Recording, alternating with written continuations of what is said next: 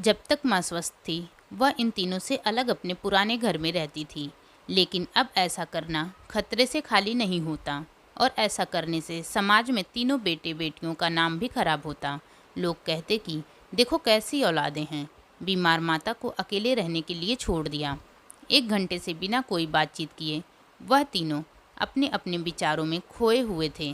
फिर बहन ने चुप्पी तोड़ते हुए अपने बड़े भाई की तरफ देखते हुए कहा, भैया आप बड़े हैं, इसलिए आपका कर्तव्य है कि माँ को ज़रूरत के समय आप रखें और उनकी देखभाल करें।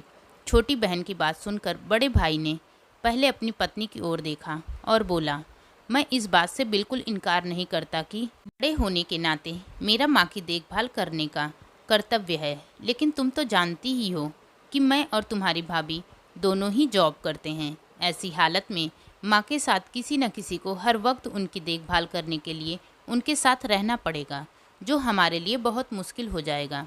बहन तुम तो पूरा दिन घर ही रहती हो, तुम माँ को अपने साथ क्यों नहीं रखती? पैसों की चिंता मत करना, जो भी खर्चा आएगा मैं दे दूँगा। सुशील भैया आप तो जानते ही हैं कि मैं माँ से कितना प्यार करती हूँ, लेकिन आप यह भी जानते हैं कि मेरे ससुराल वाले कैसे हैं।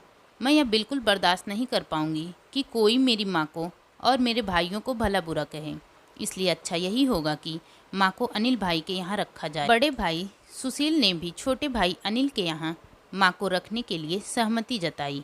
आप क्या कैसी बातें कर रहे हो? क्या आपने नहीं देखा है कि माँ कभी मेरे घर 2 दिन से ज़्यादा रही ही नहीं है? उसका मेरे यहाँ मन नहीं लगता है, फिर कैसे वह इतने दिन मेरे घर रह पाएंगी? छोटे भाई ने अपनी असहमति जताते हुए कहा। इससे पहले कि इस चर्चा का कोई नतीजा निकल पाता, एक नर्स वहां दौड़ते हुए आई और कहने लगी, क्या आप ही वार्ड नंबर 4 में भर्ती मरीज के रिश्तेदार हैं? आपको डॉक्टर साहब अंदर बुला रहे हैं। सभी घबरा गए और दौड़ते हुए डॉक्टर के पास पहुँचे। डॉक्टर ने उनसे हाथ जोड़ते हुए कहा, आई एम सॉरी, मैं आपकी माता जी को नहीं बचा पाया। डॉक्टर की इस खबर ने सबके चेहरे पर झूठी मूठी दुख की परत तो चढ़ा दी थी, लेकिन सभी के दिल के किसी कोने में इस बात की खुशी भी छुपी हुई थी कि अब उन्हें माँ को नहीं संभालना पड़ेगा और माँ की वजह से उन्हें परेशान नहीं होना पड़ेगा।